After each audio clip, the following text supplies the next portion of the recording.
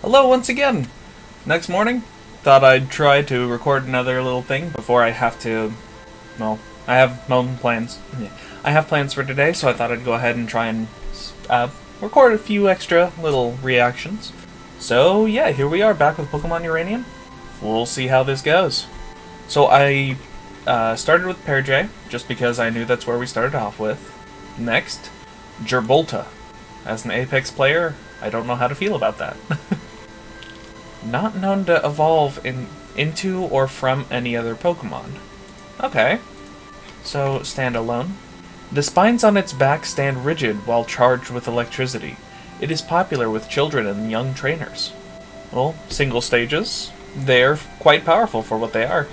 They don't always stay that way, but interesting. Ooh, the proportions on this are very interesting. I wish I could zoom in a little bit. Whoops.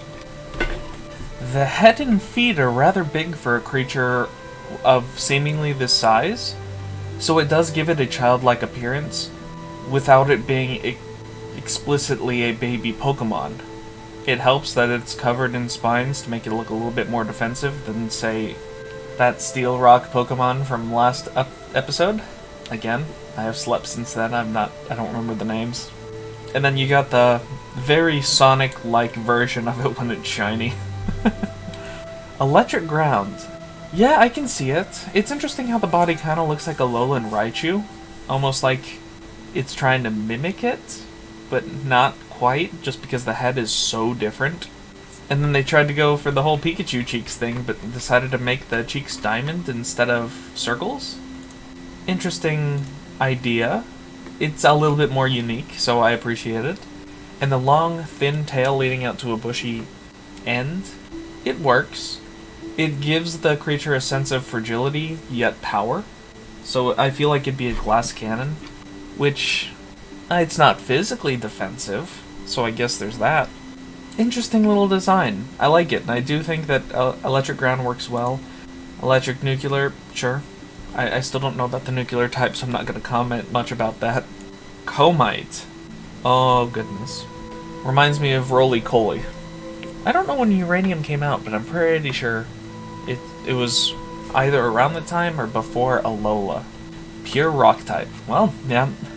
It can retract its legs into its body and appear to be an ordinary rock. Stories say they arrived on an asteroid. Okay. Ooh, triple evolution. Very simple design. But it looks interesting enough due to its gem. The texture of the rock does break up the design a little bit, which is much appreciated. Instead of just being a ball, you can tell that it has many flat planes, which, despite its spherical appearance, does help break up the design, and adds a little texture to the legs as well. The gemstone coming out the top helps the design look more active, more intriguing. To me, it feels like that crystal could be an antenna. Yeah, especially if it turns into a psychic type later on. That could be its psychic implement, kind of like the brain fish used its own, I imagined it used its own telepathic waves. I forgot to switch the scene. That's gonna be fun editing. Oh well. Yeah, oh well. At least I caught it in, second Pokemon, that's fine. But yeah, no, I really like it. And the interesting coloration, you wouldn't normally see a pink-purple rock. It seems like pink and purple are very commonly used for shinies. That seems to be more and more the case, which I'm not complaining about. It's just a little interesting. Base game uses so much green that I guess Uranium would use purple? Okay. Cometeor. Cometeor is how I'm choosing to say that. It levitates in the air with powerful psychic energy. The crystals on its body flash many colors when it meets another of its kind. So it's also a way of communication, which I really like. Yeah, grows a hand, grows more crystals. That's very direct evolution. It's kind of like the Ghastly to Haunter, where it doesn't have a full body yet, but it's starting to grow limbs. And even in this design, you can see that it's forming limbs as it grows in age. And I like the little detail of having the rocks, the inner version of its arm rocks be the same color as the crystal, like they're geodes for that crystal. It brings real geology into creature design, and that makes it really interesting, especially if it's trying to use those crystals as psychic energy. It would want to stockpile as many of those as possible. Even if it doesn't look like it is a solid crystal, it would have many crystals inside, so I love the implementation of geodes here. And this eye is much more diamond shaped, which again reflects crystals and kind of tells your mind what to look at. The high contrast, bright face of the rock contrasting quite nicely with that diamond shaped black eye. Also alluding to something that could be inside the creature rather than a dark hole, which looks like we would get in Astronite. Again, rock psychic. Astronite can exist anywhere, even in the vacuum of space. They are said to roam across the universe, orbiting stars and colonizing asteroid fields. This just confuses me more as to when Uranium is taking place. Because when I think Pokemon, I don't think space travel. I think space is supposed to be this super mysterious thing, kind of like it is now in our world, where Pokemon can come to us, but we can't quite go to them yet. But since Omega Ruby Alpha Sapphire, I mean, I guess we got rocket ships and we can go to alternate space. Let's go! And then, I don't know, so maybe this came out around Alola? Interesting. I'm not sure how I feel about the being itself being made of rocks, but if it's going around collecting them, that makes a lot more sense. Maybe the outer exterior is supposed to be maybe rocks or asteroids scorched by the sun. That'd be an interesting little backstory. And then it forms with extra rocks that it finds on wherever it colonizes. The symbol on its face is strange too. It definitely resembles an eye, but it feels like it's supposed to be something more. Maybe its head is turned and I'm not saying everything that it's supposed to be?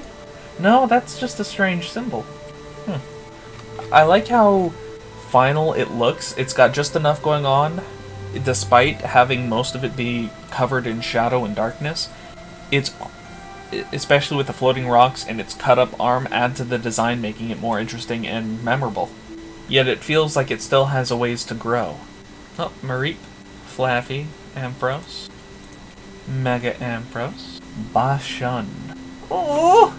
Dark fighting, let's go! Bascaf? Okay, so Bashun, dark fighting. Its wool is prized as fiber for extra rugged clothing. However, it is much harder to raise than its docile cousin Mareep. Okay, so like an actual, in our world, split evolution. I feel like I've seen Barry yet before. I definitely haven't seen Bascaf though. Oh my god, its shiny is so adorable! So, making shinies that, where the base form is black, turn it all white? Yeah, it can really work. This is a great example of it. And then still having it be dark fighting is so strange, and I love that contrast. It definitely wears, dark on its sleeves, and it might allude to fighting with its sharp horns and combative stance, but aside from that, you really can't tell. It could be a nice surprise for players. It's not alluding away from the fact that it could be a secondary typing, but it's not showing what that secondary typing is. So it's got the little bit of a wolf in sheep's clothing when it comes to, oh, what type is this supposed to be? So yeah, big fan. Very simple design, also very round for a baby Pokemon, yet still having some horns, and definitely looking like you could try and bash your face in. If it's supposed to be a more coarse material, its fur or fluff still seems so soft. I don't know. I'd still be head-butted in the gut just to try and pet it. Bascaf. Again, dark fighting. Now that it is able to stand on two legs, it can use more kicking and punching attacks. Unlike its previous evolution, however, it is rather playful. Oh, so it softens up a bit. Again, I like the little highlights of yellow inside the design. With an all-dark body, the yellow really pops. And even the extra blue that they added is very desaturated to help the yellow pop just that much more. It really brings your mind to look at its horns and its feet, I guess. It doesn't. It might have hands because it's a biped, but its feet and hands in particular. So your mind is automatically going there, and with the pose especially, you might be able to discern that it's supposed to be a fighting type. Yeah, just like Bashan, it also brought your attention to all four of its feet. I really like the coloring because it does help you determine where to look in this creature design. Bariet? Ooh, there's a mega. Okay, so it turns into a wrestler. Got it. A master at fighting dirty. Bariet like to ensure that their foes can never oppose them again. Okay. What, do they chuck them in the river? Watch them drown in water they can't swim in? I will say the Pokedex entry is a lot more brutal than I thought. Because Bascalf, I'm calling it calf because baby cow. Because Bascalf seemed to have mellowed out a bit. I expected this one to be a competent fighter, but generally tries to avoid fighting. But like, fighting and then breaking its legs so it can't heal properly and won't be able to contest? That's not what I expected. I like brutal Pokemon. And dark fighting, I guess, yeah, no, dirty fighting is an easy connection to make there.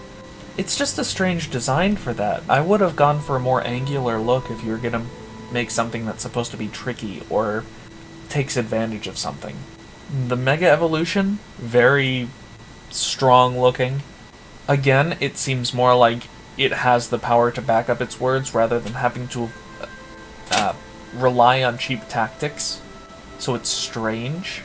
However, the corkscrew type pattern that its horns receive does look like it might be able to screw with you to win. And then looking like a wrestler, it definitely shows off the fighting, for sure. Trickwy? Maybe? Trickwy. Related to S'more and Spony, Trickwy is very hyperactive and loves nothing better than sneaking up behind trainers and scaring them. How adorable. So it turns into Bug Electric. Also, it's got to contend with Joltik, one of my favorites. All in all, a very adorable design. Again, the yellow automatically just shows that it could be electric typing. With Bug, it could go either way, but with cannon bugs like Joltik, it probably just shows it. Especially if you add the darker blue, your mind can go to electric type. The brown is an interesting mix because it doesn't quite conform to any specific typing. So I do like that it's introduced and it gives a little bit of hesitation as to calling it pure bug electric, or anything, which is perfect because this is just a solo bug. It's like, ooh, it has something to do with electricity. Not yet, though. Very adorable. Horrelect, I think? Horrelects gather near sources of electricity and therefore are drawn to human dwellings and power plants. They can plug their antennae into a wall socket to recharge. Going with the light bulb tail. Never seen that before. But it's a great way to show off electricity. For something that would have a larger tail, having it be a light bulb, instant recognition. You don't have to keep the same coloration, but that's something that you can easily change up, and it easily conveys the concept. Keeping it be a yellow helps bring cohesiveness to the body, so it feels like it's definitely part of this creature as opposed to something else, giving me ideas. And then, yes, its antennae and its legs definitely show like it could be a plug. Interesting enough. Without the Dex entry, I don't think I would have liked the antenna so much, just because they are so thick. I prefer the little bits that turn into baubles at the end, like Trickwy has. But again, I like the coloration. The higher emphasis on yellow and blue do portray electric more, so instead of just hiding it in Trickwy, like it has something to do with electricity, the brighter yellow conveys that this is electric, along with the light bulb tail and the thick antenna, definitely convey that typing. Kostraw. Kinda looks adorable. Little snake. At this stage of development, Kostraw's telekinetic powers are weak. It instead defends itself by latching onto its foes and sucking out their life force. Poison Psychic. Interesting. I do really like the design. Instead of having just a regular snake's body, it has a singular stripe with like a third eye on its chest, easily representing a psychic type mon. The eye, the bright blue eyes, and maybe even the color of red could denote psychic typing. The color specifically could just... It's an interesting choice because it isn't as contrasting as Trawpint's. Its coloration's a bit weird. The colors don't contrast each other as much as the next evolution. But I think that's just it makes the design stand out a little bit more compared to lots of Pokemon designs, which are highly contrasting, very color wheel oriented. Maybe the red, blue, and purple are a specific tricolor that I'm not thinking of, but the blue and the red seem very saturated. I'm not sure if that would be the case.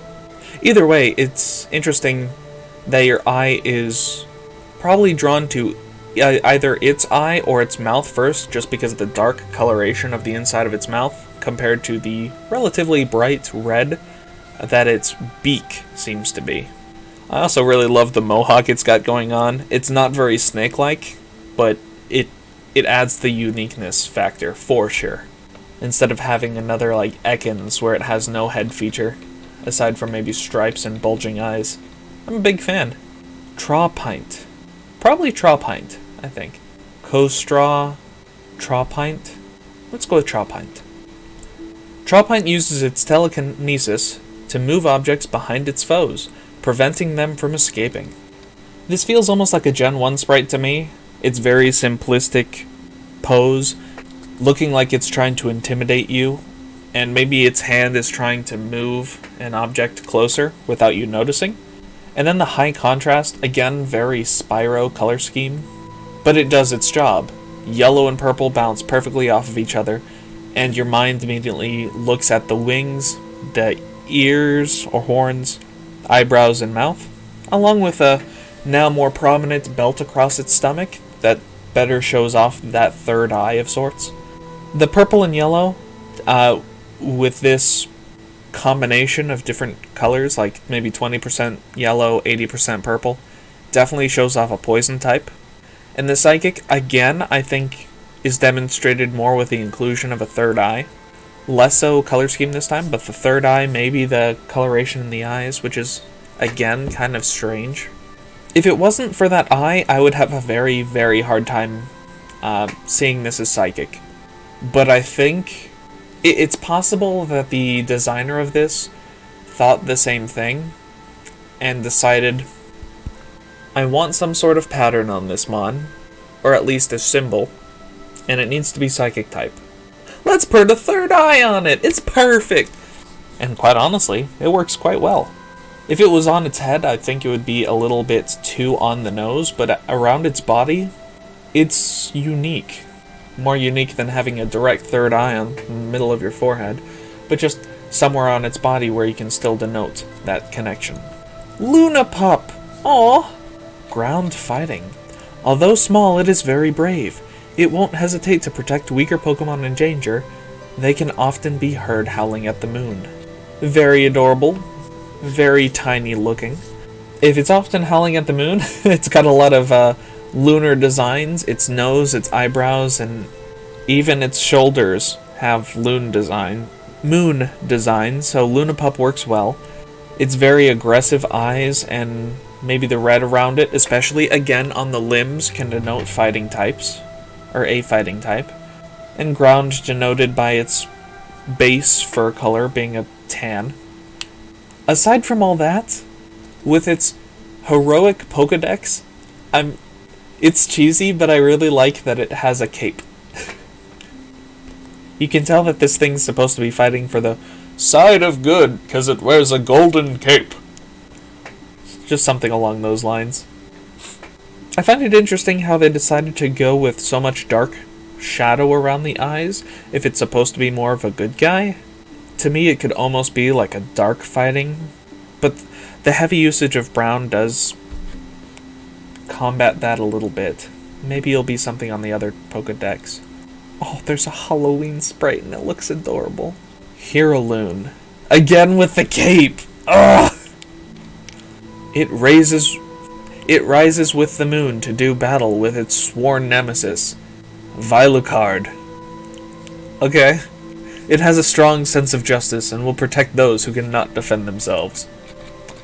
Yeah, it looks like a anthropomorphic superhero. Yeah. I'm still a fan of having a faceplate and the coloration limbs representing fighting type.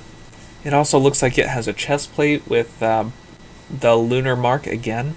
And with the female sprite, because apparently it has those as well. It's got shorter neck fluff and eyelashes and thinner legs, I think.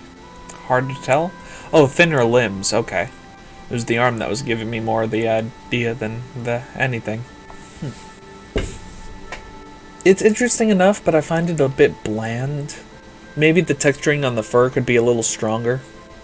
Or maybe add some symbol to the cape to make the back sprite look more interesting. As it is now, it's just a plain sheet of fabric, which is a little strange. Maybe use teeth to make a symbol on it to help tie together the helmet and everything. Ugh. This next line will probably be it. I need to get going sometime soon. I'll go two more. Try and keep with my 20. Minion. Okay.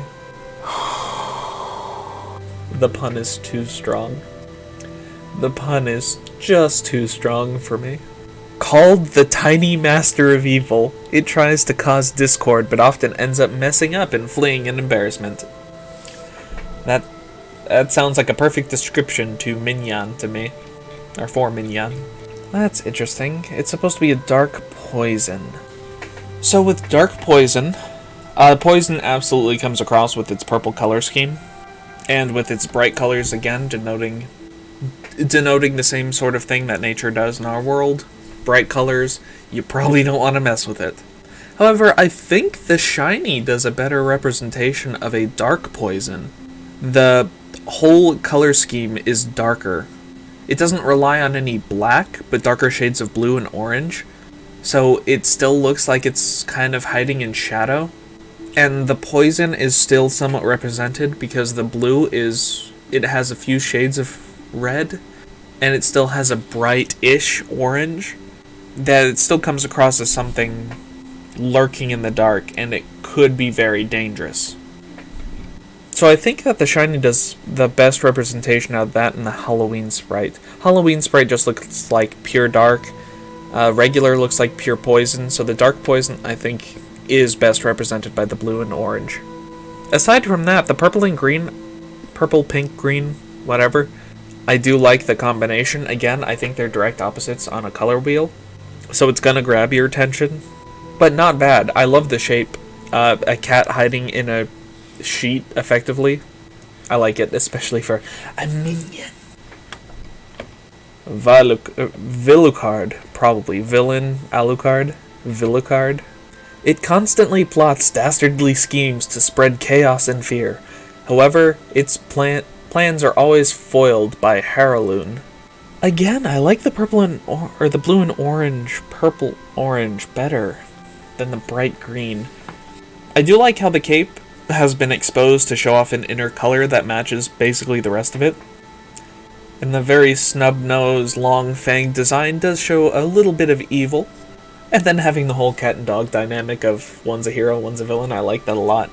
I find it interesting how it has a lunar motif, just like the dog did. Strange. It was strange how a hero had the moon anyway, because it's often associated with darkness. But then this one also has a moon, so that seems a little confused. Maybe like they were going to go for a sun and moon, evil, good type deal, but then didn't remove the moon from Vilucard. I'm not sure. But all same sort of critiques. I think that the creature design is just a little too bright to have dark portrayed effectively. I think that the darker blue helps out Vilucard. The white, maybe not. Maybe if you just made the shades of green and pink and purple just a little bit darker, that would come across much easier. Oh, Weasel. Is there a third evolution? I'll go through Madrill. Why not? Ground dark. It's kind of adorable looking. Madrill hate being confined within any space and will always drill their way out of it. Trainers are advised to keep spare Pokeballs on hand. Do they drill out of the Pokeball? Okay. A little weird. Just a tiny bit weird. But Madrill, it looks pretty adorable. Almost like there's flower petals coming out of its drill. A very Incineroar color scheme the Shiny has going on. Ground dark. I'm not sure if I get the dark with the sprite. It's a darker tan, and the drill could show ground by itself. I don't know. Especially with the bright, colorful, almost flower-looking things on its hands and face, it does not portray dark to me. That being said, I absolutely adore its design. It's very simplistic. You already have the complexity of the drill, so you made the eyes just lines to help focus the design. Big fan. Huge fan, actually. It's got just enough complexity and just enough basic design that it works super well for the sprites that you have. The other two I'm not so much. I don't know so much. Drillgan. And Mega Drillgan. Okay, so it's one creature. Often used as beasts of burden, a Drillgan can tunnel many miles in a single day without getting tired. Their claws can be spun individually to drill with precision. Okay. I'm trying to think of that one creature. Not a mole rat. Star knows something or other. I'll put it up on the screen, but it's very reminiscent of that. The little tendrils of its nose and the slits of its nostrils are very reminiscent of this thing's face star plate. And I like that design, especially going from a real-life digging creature and applying it to a Pokemon digging creature. I understand needing complexity in the face to make it more unique, but I think having tusks is strange, but it's still workable. But then having those tusks be tipped with a drill is a little over the top. I think I would have made the face be more furry, like this pink flower or star has grown hair down its face just to show a little bit more age, and to not just have more drills. I like Pokemon. I came here for Pokemon. I didn't come here for Gurren Lagann. That being said, its little stubby drill tail is kind of cute, and the claws being drills make perfect sense, especially if you're going to go with 3 claws each hand. Each one can be stylized like they're drills. It works perfectly fine. Again, I find the face just a little bit too basic when it comes to the mask and overcomplicated with the tusks. Maybe you could give it like a mane, maybe you could give it facial hair of sorts to mix it up a little. But the tusk horn, or the tusk drills, are just too much for me. When it comes to the Mega Evolution, again, I don't like the tusk drills, but I like how it's hiding part of its body. It gives a little bit of an air of mystery. It's grown so big that even its stomach has created a design that looks like it's trying to scare you off. Big fan. It's opened up its eyes, making it look just a little bit creepy since there's no pupil, there's just the iris. And then the 2 shoulder pads being giant drills that could also be horns for the stomach creature. I love that dual purpose. That was very nice. Well, lots of technical issues today. I'm still trying to work out a few things. So, sorry. I'll try and get better. Webcam, frame rate's much better. Aspect ratio and pixel rate's not so much. It's kind of locked at 480p, I think. 480, 720 is one of those. I can't remember off the top of my head. But anyway, thank you for watching. Let me go back and see what we went over for today. We went 50 to 74. A lot of repeat base Pokemon with some strong showings. So with Comite, Trickwe, Kostra, Minyan, I love those designs. They're very strong. There were a few interesting choices that I'm not sure I would have made yet again. This design philosophy, again, is just kind of weird. I don't quite mesh with everything that's here, but to each their own. I do really appreciate some of the strange design choices that they've made, and the few connections that we seem to both make, because, yeah. Because, yeah. This is part of the fun of looking through another person's work, seeing the differences, seeing the similarities, and then that inspiration. So yeah, again, big fan. I'm enjoying this deck so far. The amount of design work, and then having to balance it for, I think, most designs having a uranium version, that's gotta be hard. You have to come up with 4 color schemes for a single form, if you're gonna go that way. Yeah, the uranium and the shiny uranium seem to always be like a black and green and then black and blue.